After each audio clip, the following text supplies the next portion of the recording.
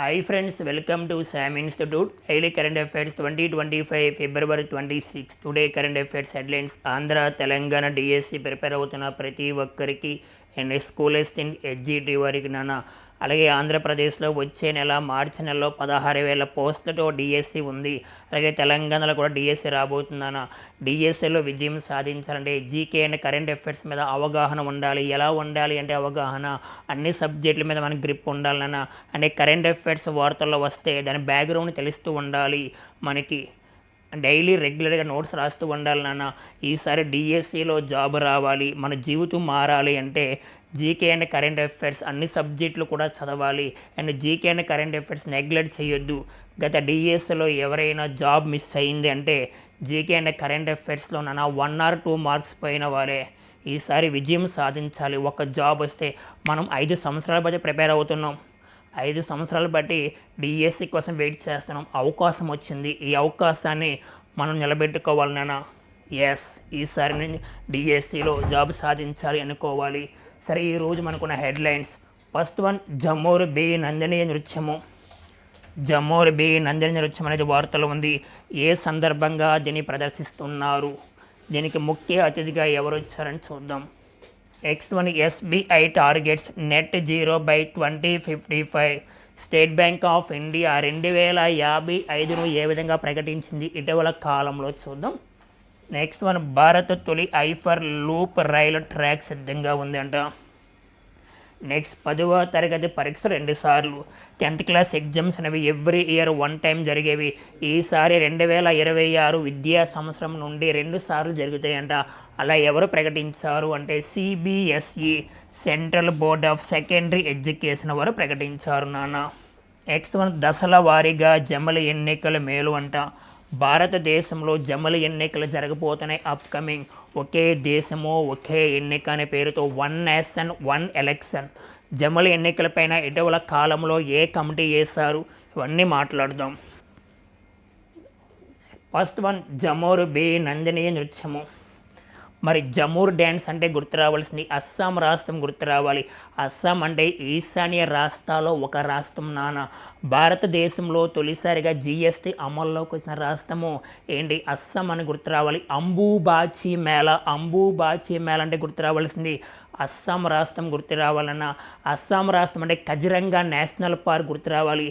భారతదేశంలో 106 జాతీయ పార్కులు ఉన్నాయి కదా, ఆ 106 జాతీయ పార్కులో కజిరంగా నేషనల్ పార్కు ఎక్కడ ఉందండి, అస్సాంలో ఉంది, గుర్తు రావాలి.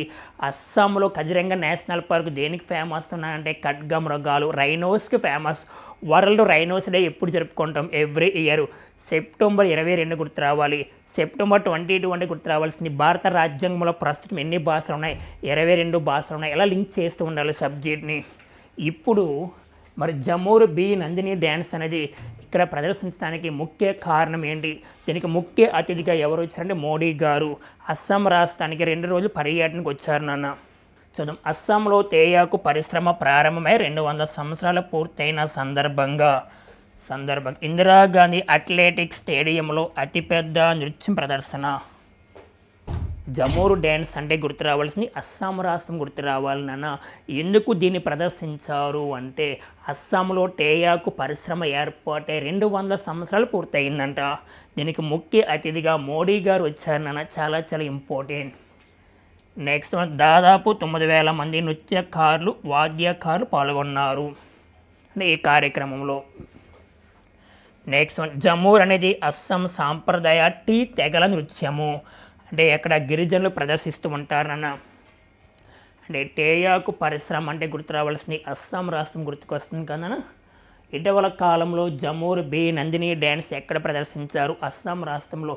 ఏ సందర్భంగా గుర్తుపెట్టుకోవాలి, అస్సాంలో తేయాకు పరిశ్రమ ప్రారంభమై 200 సంవత్సరాలు పూర్తవుతుంది. దీనికి ముఖ్య అతిథిగా ఈ పర్యటనలో భాగంగా వచ్చిన వ్యక్తి ఎవరంటే మోడీ గారు. చాలా చాలా ఇంపార్టెంట్. మరి అస్సాం వార్తల్లోకి వచ్చింది కదా. భారతదేశంలో తొలిసారిగా జిఎస్టీ అమల్లోకి వచ్చిన రాష్ట్రం అస్సాం అని గుర్తు రావాలి. అంబుబాచి మేళా, అంబుబాచి మేళా చాలా చాలా ఇంపార్టెంట్. కామాఖ్యాదేవి అమ్మవారు అమ్మవారు సందర్భం కామాఖ్య దేవి అమ్మవారు పండగ ఇది అంబుబాచి మేళ అంటే. మరి అస్సాం యొక్క శాస్త్రీయ నృత్యము ఏంటి? క్షత్రియ. భారతదేశంలో 8 క్లాసికల్ డ్యాన్స్ ఉన్నాయి కదా, దాంట్లో అస్సాం అంటే గుర్తు రావాల్సిన క్షత్రియ అని గుర్తు రావాలి. అస్సాంలో ప్రధానంగా ఒక డ్యాన్స్ గుర్తు రావాలి నాన్న, బిహూ డ్యాన్స్ గుర్తు రావాలి. అస్సాం అంటే కజిరంగా నేషనల్ పార్క్ గుర్తు రావాలని, కజిరంగా నేషనల్ పార్క్. ఈ కజిరంగా నేషనల్ పార్కు దేనికి ఫేమస్ అంటే రైనోస్కి, ఖడ్గమృగాలకు ప్రసిద్ధి. ఈ ప్రపంచ ఖడ్గమృగాల దినోత్సవం ప్రతి సంవత్సరం ఎప్పుడు జరుపుకుంటాం? సెప్టెంబర్ 22. సెప్టెంబర్ 22 ప్రపంచ ఖడ్గమృగాల దినోత్సవం జరుపుకుంటాం. 2024 థీమ్ అమ్మ, ఒక డేట్ ఇచ్చి మనకు థీమ్ ఇస్తారు. థీమ్ అంటే ఇతివృత్తము. మరి ప్రపంచ ఖడ్గమృగాల దినోత్సవం యొక్క థీమ్ 2024లో ఎలా జరుపుకుంటే keep the five alive. Very good. Present Assam CM ముఖ్యమంత్రిగా ఎవరు పనిచేస్తున్నారు? అస్సాం ముఖ్యమంత్రి పనిచేస్తే హిమంత బిశ్వ శర్మ. ప్రజెంట్ అస్సాం గవర్నర్గా పనిచేసిన లక్ష్మణ్ ఆచార్య అస్సాం గవర్నర్. నెక్స్ట్ అస్సాం పాత పేరు కామరూప. అస్సాం పాత పేరును కామరూప అని గుర్తుపెట్టుకోవాలి. అస్సాం పాత పేరు Kamarupa. Next Kaziranga national park దేనికి ఫేమస్ అమ్మా? రైనోస్కి. జాతీయ పార్కులు ఇండియాలో 106 పార్కులు ఉన్నాయి కదా, ఆ 106 పార్కులో కజిరంగా నేషనల్ పార్క్ రైనోస్కి ఫేమస్ అని గుర్తుపెట్టుకోవాలి. ప్రస్తుతం ఇండియాలో 106 జాతీయ పార్కులు ఉన్నాయి. 57 టైగర్ రిజర్వ్స్ ఉన్నాయమ్మా. 57 టైగర్ రిజర్వ్స్. 33 ఎలిఫెంట్ రిజర్వ్స్ ఉన్నాయి ఇండియాలో. ప్రజెంట్ ఇండియాలో ఉన్న బయోస్పియర్స్ ఎన్ని అంటడం? 18. గతంలో గిండి నేషనల్ పార్క్ ఏ రాష్ట్రంలో ఉంది అంటే తమిళనాడు. గిండి నేషనల్ పార్క్ దేనికి ప్రసిద్ధి అంటే పాములకు ప్రసిద్ధి. కొన్ని నేషనల్ పార్క్స్ ఇచ్చి దేనికి ప్రసిద్ధి అంటాడు. ఉదాహరణకి సిమ్లీపాల్ నేషనల్ పార్క్ ఏ రాష్ట్రంలో ఉంది? ఒడిస్సా అంటాం. సిమ్లీపాల్ నేషనల్ పార్క్ దేనికి ప్రసిద్ధి అంటే మనకి బ్లాక్ టైగర్స్ అని గుర్తుపెట్టుకోవాలి. బ్లాక్ టైగర్స్ నల్ల పుల్లికి ప్రసిద్ధి. సిమ్లీపాల్ నేషనల్ పార్కు నల్ల పుల్లికి ప్రసిద్ధి. భారతదేశంలో చేతాస్కు ఫేమస్ అయిన నేషనల్ పార్క్ ఏంటంటే కూనో నేషనల్ పార్క్ దేనికి ప్రసిద్ధి? చేతాస్కు ప్రసిద్ధి. ఆ కూనో నేషనల్ పార్క్ మధ్యప్రదేశ్లో ఉంది అనేది గుర్తుపెట్టుకోవాలి. ఇలా సబ్జెక్ట్ని లింక్ చేస్తూ ఉండాలి నాన్న. మరి లేటెస్ట్గా కజిరంగా నేషనల్ పార్క్ మరొక ఇంపార్టెన్స్ ఏంటంటే కజిరంగా నేషనల్ పార్క్లో దాదాపుగా 61 దేశాల రాయబారులు రావడం జరిగింది. ఈ కజిరంగా నేషనల్ పార్క్కి 61 దేశాల రాయబారులు రావడం జరిగింది. ఇటీవల కాలంలో భారతదేశంలో ఏ నేషనల్ పార్క్కి 61 దేశాల రాయబారులు వచ్చారు? కజిరంగా నేషనల్ పార్క్ ఏ రాష్ట్రంలో ఉంది? అస్సాం అని గుర్తుపెట్టుకోవాలి. మరి ప్రధానంగా మనం చూసుకుంటే జమూర్ డ్యాన్స్ అనేది ఎవరు ప్రదర్శిస్తారంటే గిరిజనులు. మరి గత డిఎస్సిలో అడిగింది ఆంధ్రప్రదేశ్లో విశాఖపట్నంలో చేసే గిరిజనులు ఉంటారు కదా, ఆ గిరిజనులు చేసే ప్రధానమైన డ్యాన్స్ ఏంటి? దింసా నృత్యము. దింసా అంటే గుర్తు రావాల్సింది ఆంధ్రప్రదేశ్లో ప్రధానంగా విశాఖపట్నంలో ఏ ప్రాంతం అంటే అరకు గుర్తు రావాలి. నెక్స్ట్ అరకు ప్రాంతంలో ప్రదర్శిస్తూ ఉంటారు దింసా డ్యాన్స్. ఆ గిరిజన నాయకుడు బిర్సా ముండా గుర్తు రావాలి. బిర్సా ముండా యొక్క 150వ జయంతి ఉత్సవాలనేవి మనకి 2024 నవంబర్ 15వ తారీఖు జరిగాయి. బిర్సా ముండా జార్ఖండ్ గిరిజన నాయకుడు బిర్సా ముండా 150వ బర్త్డే జరిగింది 2024 నవంబర్ 15. ఆ బిర్సా ముండా హాకీ స్టేడియం అంటే గుర్తు రావాల్సింది ఒడిశా గుర్తు రావాలి. బిర్సా ముండా హాకీ స్టేడియం ఎక్కడుంది? ఒడిశాలో ఉంది. Okay friends, next current affairs మనం చూస్తే జాతీయ ధన్వంతరి ఆయుర్వేద అవార్డులు 2025కి సంబంధించి అనే వార్తలు ఉన్నాయి. మరి ఈ అవార్డుని ఎప్పటి నుంచి ఇస్తున్నారు? 2016 నుంచి ఇస్తున్నారు. మరి 2016 నుండి ఈ అవార్డుని ఇవ్వడం జరుగుతుంది. మరి ఈ అవార్డు పొందిన ప్రైజ్ మనీ అంటే ఈ అవార్డు పొందిన వ్యక్తులకు ప్రైజ్ మనీ ఎంత ఇస్తారు? ఒకసారి చూస్తే 5 లక్షలు ప్లస్ ధన్వంతరి విగ్రహం కలిగిన ట్రోఫీని అందిస్తారు. అంటే ధన్వంతరి అవార్డులు పొందిన వ్యక్తులకు 5 లక్షలతో పాటుగా నెక్స్ట్ మంత్ ధన్వంతరి విగ్రహం కలిగిన ట్రోఫీని కూడా అందిస్తారు. ఈ అవార్డు 2016లో ప్రకటించారు. మరి 2025 సంవత్సరానికి ఎంతమందికి ప్రకటించారు అంటే 2025లో ముగ్గురికి ప్రకటించారు నాన్న జాతీయ ధన్వంతరి అవార్డులు. మరి ఆ 3% ఎవరెవరు చూద్దాం. ఒకసారి మనం చేస్తే భారత ప్రభుత్వ ఆయుష్ మంత్రిత్వ శాఖ 2025 సంవత్సరానికి సాంప్రదాయ భారతీయ వైద్య రంగంలో చేసిన అసాధారణ కృషికి గుర్తింపుగా ముగ్గురు ప్రముఖ వైద్యులకు ప్రతిష్టాత్మక జాతీయ ధన్వంతరి ఆయుర్వేద అవార్డు ప్రదానం చేసింది. ఈ అవార్డు గ్రహీతలు ఎవరెవరు చూద్దాం. ఈ 3 మెంబర్స్ ఒకసారి మనం చూస్తే వైద్య తారాచంద్ శర్మ. ఆయన ఎవరంటే ప్రముఖ నాడీ వైద్యుడు మరి రచయిత అయిన. Second one Mayaram Uniyal. And third person Vaidya Sameer Govind Jamadagni. ఆ పర్సన్స్ గుర్తుపెట్టుకో సరిపోద్ది. First one Vaidya Tarachand, second one Mayaram Uniyal and third one Vaidya Sameer Govind Jamadagni. చాలా ఇంపార్టెంట్. ఇటీవల కాలంలో వార్తలో ఉన్న అవార్డ్స్ చాలా ఇంపార్టెంట్ అవుతుంది. ప్రధానంగా భారతరత్న అవార్డు 2024లో 5కి ఇచ్చారు, 5 మెంబర్స్కి ఇచ్చారు. 2020 భారతరత్న అవార్డు 2024లో 5 మెంబర్స్కి ఇచ్చారు. పద్మ అవార్డులు ఇచ్చారు లేటెస్ట్గా 2025లో. పద్మ విభూషణ్ ఎంతమందికి ఇచ్చారు, పద్మభూషణ్ ఎంతమందికి ఇచ్చారు, పద్మశ్రీ ఎంతమందికి ఇచ్చారు, ఇవన్నీ చూస్తూ ఉండాలి. లేటెస్ట్గా జాతీయ క్రీడా అవార్డులు ఇచ్చారు. జాతీయ క్రీడా అవార్డులో మనకి మేజర్ జ్ఞాన్చంద్ ఖేల్ రత్న అవార్డు 4 మెంబర్స్కి ఇచ్చారు.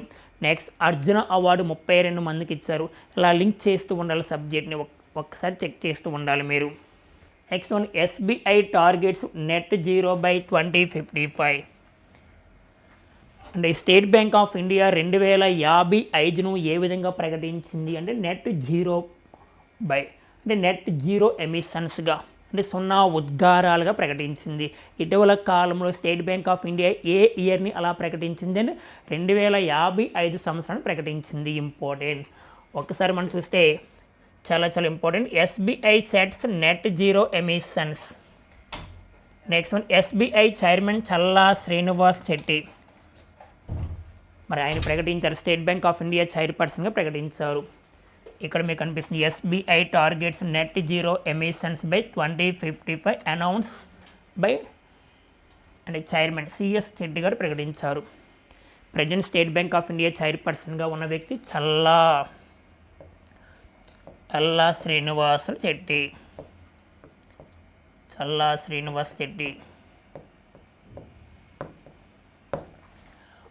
ఒకసారి మన స్టేట్ బ్యాంక్ ఆఫ్ ఇండియా గురించి మాట్లాడితే అంటే స్టేట్ బ్యాంక్ ఆఫ్ ఇండియా పాత పేరు ఇంపీరియల్ బ్యాంక్ ఆఫ్ ఇండియా. మరి ఇంపీరియల్ బ్యాంక్ ఆఫ్ ఇండియా 1921లో ఏర్పాటు అయింది. మరి ఆ తర్వాత కాలంలో imperial bank of India 1955 July 1వ తారీఖున ఏ విధంగా ఏర్పాటు అయిందంటే స్టేట్ బ్యాంక్ ఆఫ్ ఇండియాకి ఏర్పాటు అయింది. అందుకే స్టేట్ బ్యాంక్ ఆఫ్ ఇండియా ఎప్పుడు ఏర్పాటు అయిందంటే 1955 జూలై 1. అసలు 2055ను ఎందుకు ప్రకటించింది ఇలా స్టేట్ బ్యాంక్ ఆఫ్ ఇండియా? ఒక డౌట్ రావాలి మీకు. మా 2055 నాటికి స్టేట్ బ్యాంక్ ఆఫ్ ఇండియా ఏర్పాటై 100 సంవత్సరాలు అవుతుంది. 100 years. State Bank of India ఏర్పాటై 100 ఇయర్స్ అవుతున్న సందర్భంగా ఏ విధంగా ప్రకటించింది? గుర్తుపెట్టుకో, నెట్ జీరో ఎమిషన్గా ప్రకటించింది. మరి స్టేట్ బ్యాంక్ ఆఫ్ ఇండియా తొలి చైర్పర్సన్గా ఎవరు పనిచేస్తారు? స్టేట్ బ్యాంక్ ఆఫ్ ఇండియా తొలి మహిళా చైర్పర్సన్ ఎవరని గత డిఎస్సీలు అడిగాడు. గుర్తుపెట్టుకోవాలి, SBI తొలి మహిళా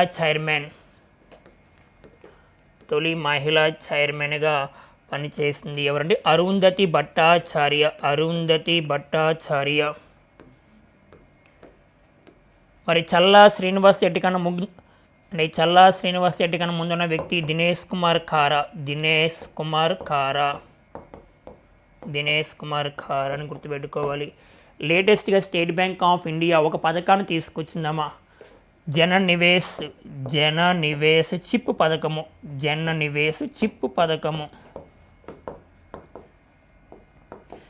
ఈ పథకం ముఖ్య ఉద్దేశం ఏంటంటే మ్యూచువల్ ఫండ్స్ అంటే అంటే ఎవరైనా సరే 250 రూపాయల పెట్టుబడులతో స్టాక్ మార్కెట్లో 250 రూపాయలతో స్టాక్ మార్కెట్లో పెట్టుబడి పెట్టవచ్చు. ఎవరైనా మధ్యతరగతి కుటుంబాలు కూడా గ్రామీణ ప్రాంతాల వారు అని ఇటీవల కాలంలో స్టేట్ బ్యాంక్ ఆఫ్ ఇండియా ప్రకటించింది. ఏ పథకం? జన నివేశ్ చిప్ పథకము. ఒకటే గుర్తుపెట్టుకో.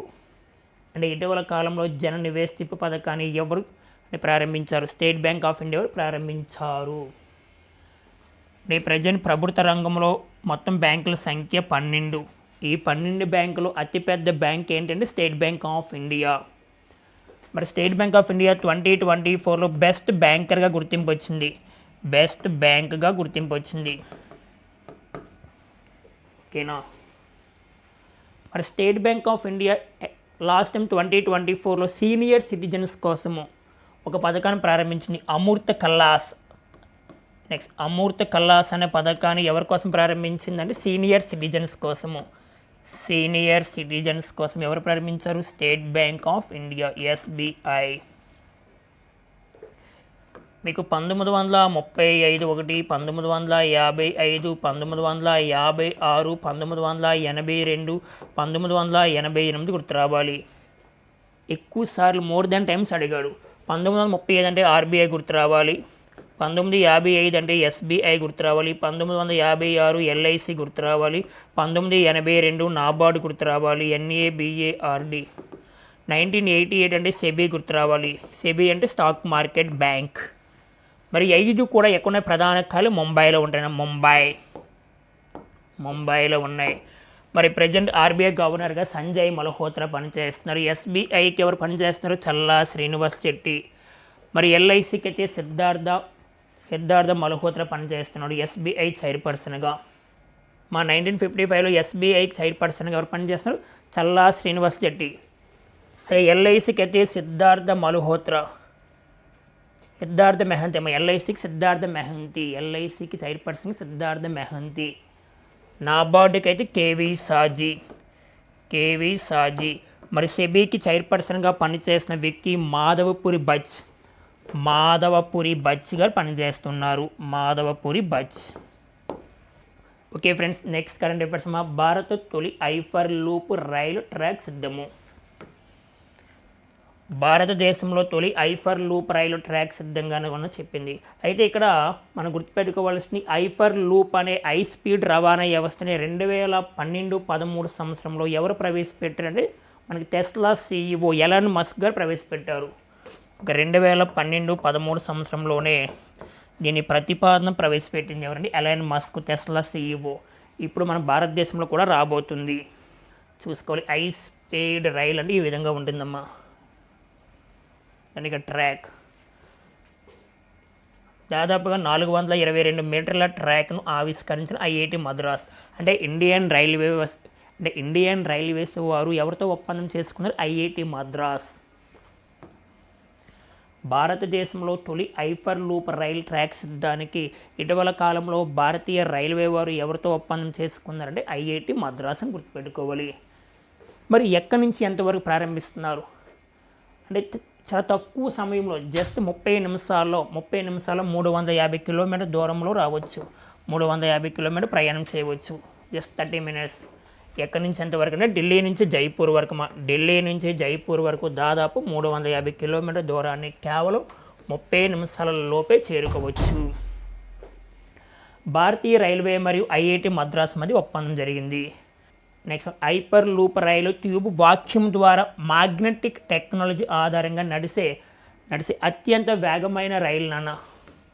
నెక్స్ట్, హైపర్ లూప్ రైలు వల్ల విద్యుత్ వినియోగం మరియు కాలుష్యం కూడా తగ్గుతుందంట.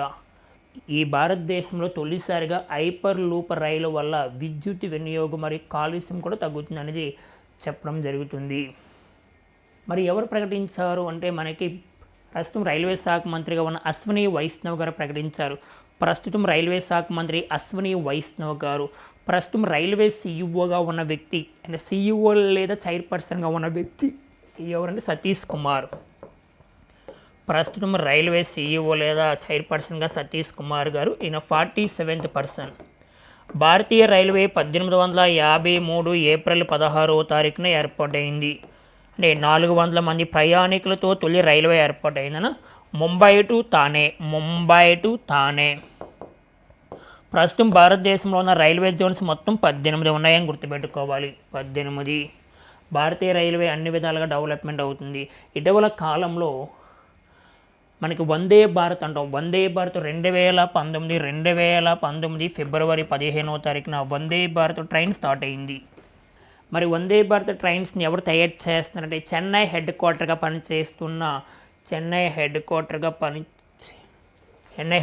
పనిచేసిన ఇంటిగ్రల్ కోచ్ ఫ్యాక్టరీ వారు వందే భారత్ ట్రైన్ తయారు చేస్తున్నారు. మరి ఫస్ట్ వందే భారత్ స్టార్ట్ అయింది 2019 ఫిబ్రవరి 15వ తారీఖున. మన తెలుగు రాష్ట్రాల ఫస్ట్ వందే భారత్ ఎప్పుడు స్టార్ట్ అయిందంటే 2023 జనవరి 15వ తారీఖున సికింద్రాబాద్ నుంచి విశాఖపట్నంకి ప్రారంభమైంది. అంటే తెలుగు రాష్ట్రాల్లో ఫస్ట్ వందే భారత్ 2023 జనవరి 15వ తారీఖున అంటే సికింద్రాబాద్ నుంచి విశాఖపట్నం మధ్య స్టార్ట్ అయిందని గుర్తుపెట్టుకోవాలి. మరి ఇటీవల కాలంలో వందే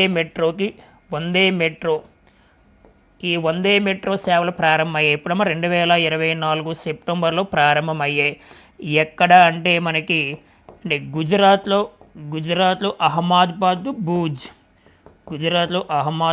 భూజ్ ఆ వందే మెట్రోకి పేరు మార్చారు. నమో భారత్ ర్యాపిడ్ ట్రైన్. వందే మెట్రో కొత్త పేరు నమో భారత్ ర్యాపిడ్ ట్రైన్ అని గుర్తుపెట్టుకోవాలి. ప్రస్తుతం ఇండియాలో ఉన్న మొత్తం రైల్వే జోన్స్ 18 అని గుర్తుపెట్టుకోవాలి నాన్న. మరి ఇటీవల కాలంలో మనకి ప్రపంచంలోనే తొలిసారిగా అత్యంత వేగమైన హై స్పీడ్ ట్రైన్ ఏ దేశం ఇంప్లిమెంట్ చేసింది అంటే చెన్నై. మరి ఆ ట్రైన్ పేరమ్మా CR450 అనేది అంటే గంటకు 450 కిలోమీటర్ వేగంతో వెళ్తుంది. దీన్ని తీసుకొచ్చింది ఎవరంటే చెన్నై. CR450 అంటే హై స్పీడ్ ట్రైన్. మరి ఇప్పుడు భారత్లో తొలి హైపర్ లూప్ రైలు కూడా దాదాపుగా మనకి గంటకు 1000 కిలోమీటర్ దూరం వెళ్తుంది. గంటకు 1000 కిలోమీటర్ వేగంతో వెళ్తుందన్న. దీన్ని IIT మద్రాస్తో కలిసి ఇంప్లిమెంట్ చేస్తుంది ఇండియన్ రైల్వేస్ వారు. మనకి రైల్వే సాధారణ బడ్జెట్ను వేరు చేసిన కమిటీ అక్వాడ్ కమిటీ 1921లో.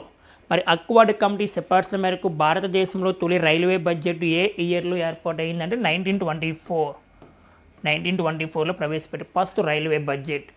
మరలా ఇప్పుడు రైల్వే బడ్జెట్ సాధారణ బడ్జెట్ రెండూ ఒకేసారి కలిపి ఇంప్లిమెంట్ చేస్తున్నారు. మనకి 2017 నుండి రైల్వే బడ్జెట్ సాధారణ బడ్జెట్ను ఒకే రోజు ప్రతి సంవత్సరం ఫిబ్రవరి 1వ తారీఖున ప్రవేశపెడుతున్నారు. Okay friends, next current affairs. 10వ తరగతి పరీక్షలు 2 సార్లు. CBSE మనకి 10th class exams every year 1 time జరుగుతుండే ఏప్రిల్ లేదా మార్చిలో. ఈసారి 2026 నుండి ప్రతి సంవత్సరం 2 సార్లు జరుగుతాయి అంటే 10th క్లాస్ ఎగ్జామ్స్. అంటే ఇక్కడ ముఖ్య ఉద్దేశం ఏంటంటే ఫస్ట్ జరిగినప్పుడు ఎగ్జామ్స్ బాగా రాయకపోయినా సెకండ్ టైం బాగా రాసుకోవచ్చు. ఫస్ట్ టైం ఒక 2 పేపర్లో సరిగా మంచి మార్క్స్ రాకపోతే సెకండ్ టైం రాసినప్పుడు మంచి మార్క్స్ తెచ్చుకోవచ్చు. ఫస్ట్ టైం బాగా రాసామనుకో సెకండ్ టైం ఆ పేపర్లు రాయకపోయినా ప్రాబ్లం లేదు. ఉదాహరణకి ఫస్ట్ టైం 2 పేపర్లు మంచిగా ఎగ్జామ్స్ రాస్తాం, సెకండ్ టైం రాసినప్పుడు ఆ 2 పేపర్లు రాయకపోయినా ప్రాబ్లం లేదంట. అలా ప్రకటించింది. ఏ ఇయర్ నుంచి వర్తిస్తుంది? 2026 నుండి. ఎవరు ప్రకటించారంటే CBSE అంటే central board of secondary education వారు. మా 2026 నుంచి కొత్త విధానం అమల్లోకి వస్తుంది. ఇక్కడ మనం గమనిస్తే మొదటి దఫా పరీక్షలు ఫిబ్రవరిలో జరుగుతాయి. నెక్స్ట్ 2వ విడత మేలో జరుగుతాయి. 2026 నుండి. CBSE central board of secondary education ఇది 1929లో ఏర్పాటైంది. దీని ప్రధాన కార్యాలయం న్యూఢిల్లీ. మరి ప్రజెంట్ CBSE చైర్పర్సన్గా ఎవరు ఉన్నారంటే రాహుల్ సింగ్ ఉన్నారమ్మా. రాహుల్ సింగ్. ఇక్కడే మనము గుర్తుపెట్టుకోవాల్సి UGC అంటే యూనివర్సిటీ గ్రాండ్ కమిషన్. మరి UGC ఎప్పుడు ఏర్పాటైంది? 1953లో ఏర్పాటు అయినప్పటికీ కూడా 1956 నుంచి అమల్లోకి వచ్చింది UGC. మరి UGC ప్రధాన కార్యాలయం న్యూఢిల్లీ. ప్రజెంట్ UGC చైర్పర్సన్గా పనిచేసిన వ్యక్తి జగదీష్ కుమార్. జగదీష్ కుమార్. మరి విద్యను ప్రజెంట్ విద్య అనేది రాష్ట్ర జాబితాలో ఉందా ఉమ్మడి జాబితాలో ఉందంటే ఉమ్మడి జాబితాలో ఉంది. విద్య అనేది ఉమ్మడి జాబితాలో. విద్యను 42వ రాజ్యాంగ సవరణ చట్టం ద్వారా 1976లో ఉమ్మడి జాబితాలో చేర్చారు. జాతీయ విద్యా దినోత్సవం నేషనల్ ఎడ్యుకేషన్ డే ప్రతి సంవత్సరం నవంబర్ 11వ తారీఖున జరుపుకుంటాం. భారతదేశం తొలి విద్యాశాఖ మంత్రి మౌలానా అబుల్ కలాం ఆజాద్. భారతదేశం ప్రస్తుత విద్యాశాఖ మంత్రిగా పనిచేస్తుంది ధర్మేంద్ర ప్రధాన్. ప్రస్తుత విద్యాశాఖ మంత్రి ధర్మేంద్ర ప్రధాన్. నెక్స్ట్ 2011 జనాభా లెక్కల ప్రకారము భారతదేశంలో అక్షరాస్యతను ఎక్కువగా సాధించిన రాష్ట్రం ఏంటంటే కేరళ. జాతీయ అక్షరాస్యత దినోత్సవం ప్రతి సంవత్సరం ఎప్పుడు జరుపుకుంటాం? సెప్టెంబర్ 8వ తారీఖున జరుపుకుంటాం. ఇలా లింక్ చేస్తూ ఉండాలి సబ్జెక్ట్ని. జాతీయ విద్యా హక్కు చట్టం 2009లో వచ్చింది. అది ఎప్పటి నుంచి అమల్లోకి వచ్చింది? 2010 ఏప్రిల్ 1 నుండి అమల్లోకి వచ్చింది జాతీయ విద్యా హక్కు చట్టం. భారత రాజ్యాంగంలో విద్య గురించి తెలియజేసే ఆర్టికల్ 21 సబ్ క్లాస్ ఏ. ఆర్టికల్ 21 సబ్ క్లాస్ ఏ అనేది విద్య గురించి తెలియజేస్తుంది. అంటే కంపల్సరీ ఎడ్యుకేషన్ అనేది 6 నుండి 14 సంవత్సరాల లోపు ఉన్న పిల్లలకు ఇవ్వాలి. తప్పనిసరి ఎడ్యుకేషన్, నిర్బంధ ప్రాథమిక విద్య అని పిలుస్తాం మనం. Okay friends, next current affairs. దశల వారీగా జమిలి ఎన్నికల మేలు.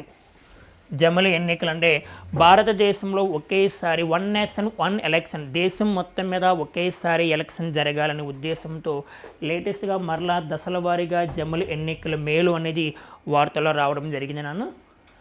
అయితే మనకి జమిలి ఎన్నికల పైన ఒక కమిటీ వేస్తారు. ఆ కమిటీ పేరు రామనాథ్ కోవింద్ కమిటీ. భారతదేశంలో 1952 నుండి 67 వరకు జమిలి ఎన్నికలు జరిగాయి. ఇప్పుడు అంటే పెరుగుతున్న జనాభా అవ్వచ్చు, భౌగోళిక ప్రాంతం వల్ల అవ్వచ్చు, ఒకేసారి ఎలక్షన్ జరపడం అనేది అంత ఈజీ ప్రాసెస్ ఏమీ కాదు. కానీ బీజేపీ గవర్నమెంట్ ఏం చెప్తుందంటే జమిలి ఎన్నికలు జరగాలి ఒకేసారి దేశం మొత్తం మీద అని చెప్పడం జరిగింది.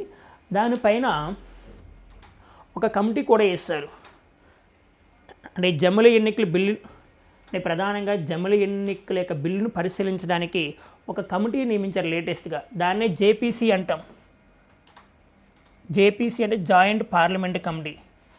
ఒకసారి మనం చూస్తే జేపీసీకు విశ్రాంత సిజేఐ జస్టిస్ యుయు లలిత్ సలహా ఇచ్చాడు. జమిలి ఎన్నికలు అనేవి జరపవచ్చు, అది కూడా దశల వారీగా జరిగితే మేలు అని చెప్పడం జరుగుతుంది. అంటే సుప్రీంకోర్టు మాజీ ప్రధాన న్యాయమూర్తి యుయు లలిత్ ప్రకటించారు. ఎవరికి ప్రకటించారంటే సలహా ఇచ్చాడు. ఒక సలహా ఇవ్వడం జరిగింది జేపీసీ వారికి, జాయింట్ పార్లమెంట్ కమిటీ వారికి. ఒకే దేశము ఒకే ఎన్నిక. జమిలి ఎన్నికల ముఖ్య ఉద్దేశము ఒకే దేశము ఒకే ఎన్నిక అంటున్నాను. అయితే జేపీసీ కమిటీను జమిలి ఎన్నికల బిల్లును పరిశీలించడానికి నియమించారు. దాంట్లో సభ్యులు ఎంతమంది అంటే 39 మంది సభ్యులు. మరి లోక్సభ నుండి 27 మంది, రాజ్యసభ నుండి 12 మంది నియమించారు. మరి జేపీసీ చైర్మన్గా, జాయింట్ పార్లమెంట్ కమిటీ చైర్పర్సన్గా ఎవరు ఉన్నారంటే పిపి చౌదరి ఆయన బీజేపీ పార్టీకి చెందినవారు. జమిలి ఎన్నికలపై నియమించిన కమిటీ అయితే ఏంటన్నా రామనాథ్ కోవింద్ కమిటీ. జమిలి ఎన్నికలు పరిశీలించడానికి మళ్ళీ ఇంకో కమిటీ వేస్తారు. ఆ కమిటీ పేరే JPC, joint parliament committee. Joint parliament కమిటీలో మొత్తం సభ్యులు 39 మంది, లోక్సభ నుండి 27, రాజ్యసభ నుండి 12. దీనికి చైర్పర్సన్గా ఉన్న వ్యక్తి పిపి చౌదరి. జమిలి ఎన్నికల ముఖ్య ఉద్దేశం 1 నేషన్ 1 ఎలక్షన్ అని గుర్తుపెట్టుకోవాలి. భారతదేశ ఎన్నికల సంఘం 1950 జనవరి 25వ తారీఖున ఏర్పాటైంది. ఆ జనవరి 25 ఇంపార్టెన్స్ నేషనల్ వాటర్స్ డే. మరి లేటెస్ట్గా 26వ ప్రధాన ఎన్నికల కమిషనర్, భారతదేశానికి 26వ ప్రధాన ఎన్నికల కమిషనర్ ఒక వ్యక్తి రావడం జరిగింది. ఆయన పేరు జ్ఞానేష్ కుమార్.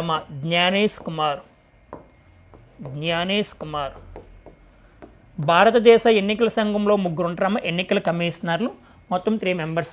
ఒక వ్యక్తి ప్రధాన ఎన్నికల కమిషనర్, ఒక 2 మెంబర్స్ ఏమో డిప్యూటీ ఎలక్షన్ కమిషనర్. ప్రధాన ఎన్నికల కమిషనర్ జ్ఞానేష్ కుమార్ 26వ వ్యక్తి.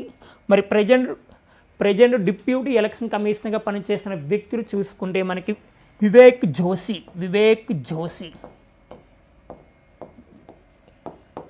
ఇంకో వ్యక్తి ఏమో సుఖబీర్ సింగ్ సంతు.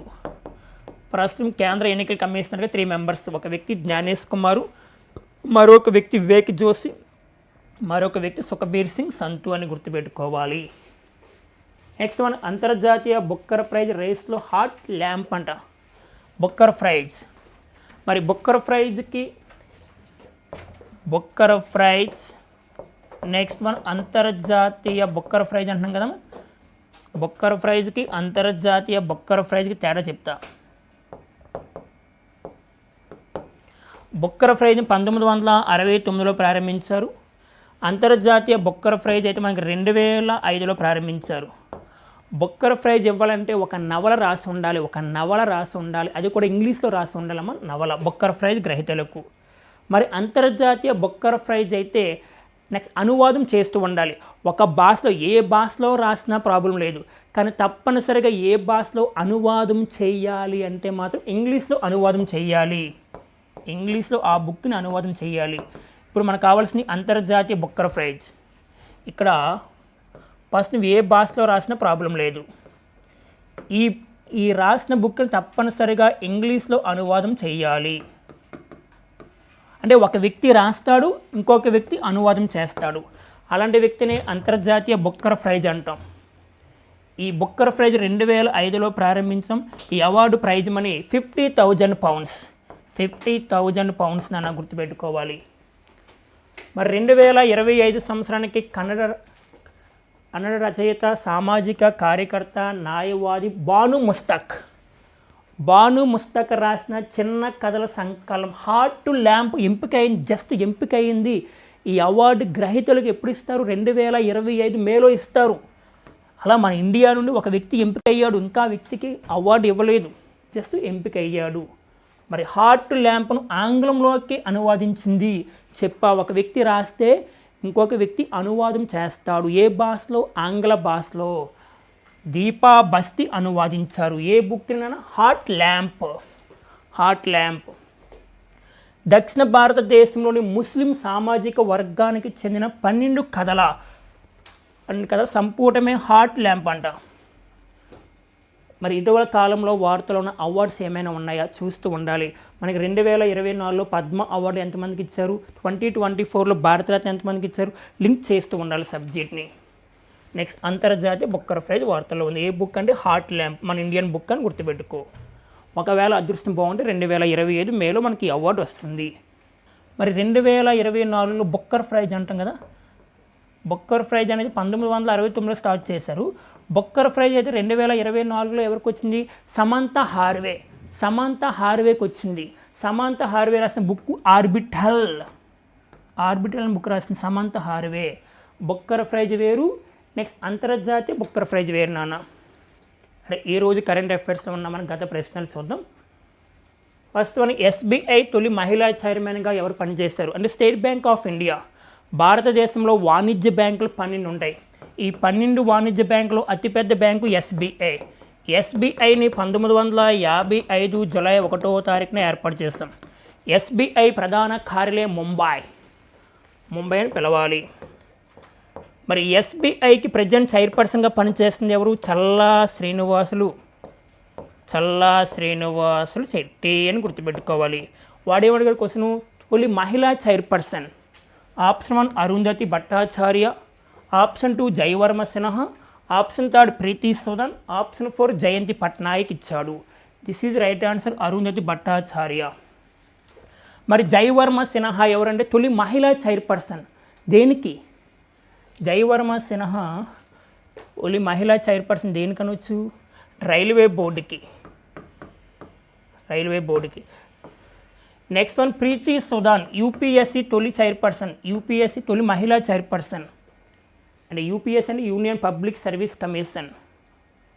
ప్రజెంట్ UPSC చైర్పర్సన్ కూడా ఆమె ఉన్నారు. ఆ UPSC 1926లో ఏర్పాటైంది. అరే సెకండ్ క్వశ్చన్ చూసుకుంటే CBSE ఏ సంవత్సరంలో స్థాపించబడింది? Central board of